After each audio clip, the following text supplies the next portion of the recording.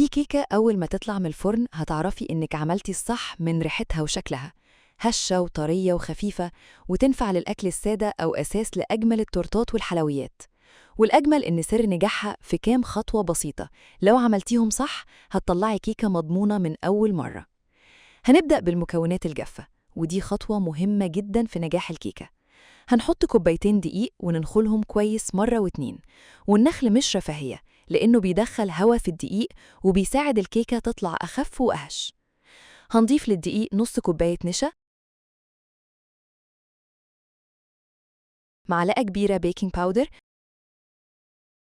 ورشة ملح، ونقلب كل المكونات الجافة مع بعض كويس جدا، ونتأكد إن البيكنج باودر والنشا متوزعين في الدقيق كله.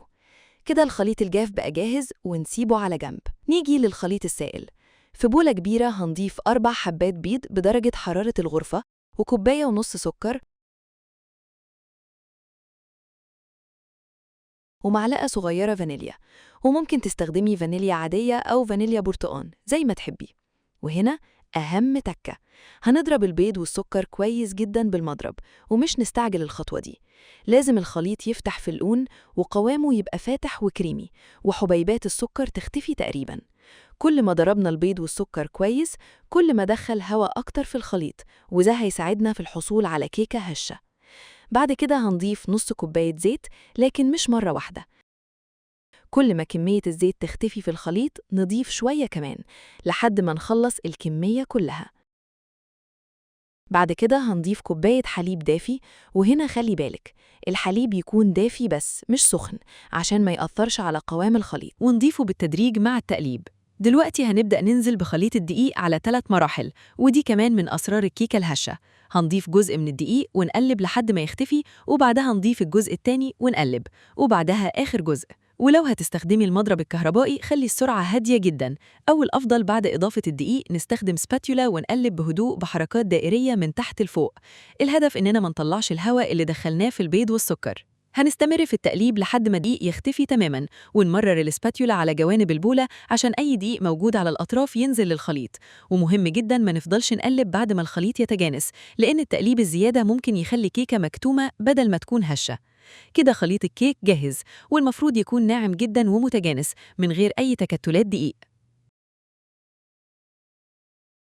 هنستخدم صينية مناسبة للكمية، وندهنها كويس جداً بمعلقة زبدة من القاع والجوانب، ونركز خصوصاً على الحواف عشان الكيكة ما تلزقش.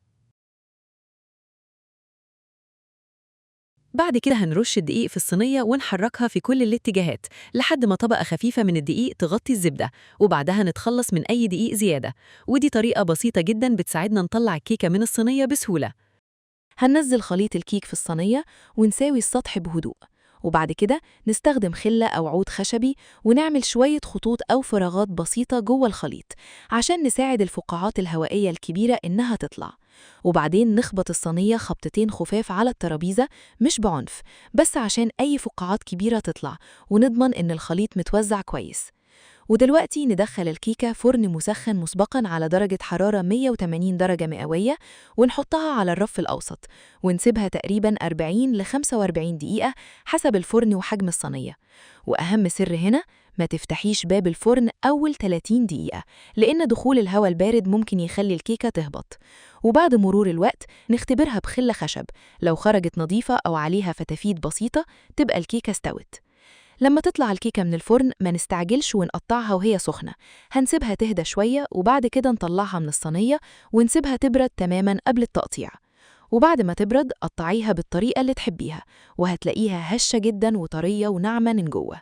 والميزة في الكيكة دي إنها مش بس حلوة لوحدها، دي كمان ممتازة للتورتات، وممكن تسقيها بالشربات أو اللبن حسب الوصفة.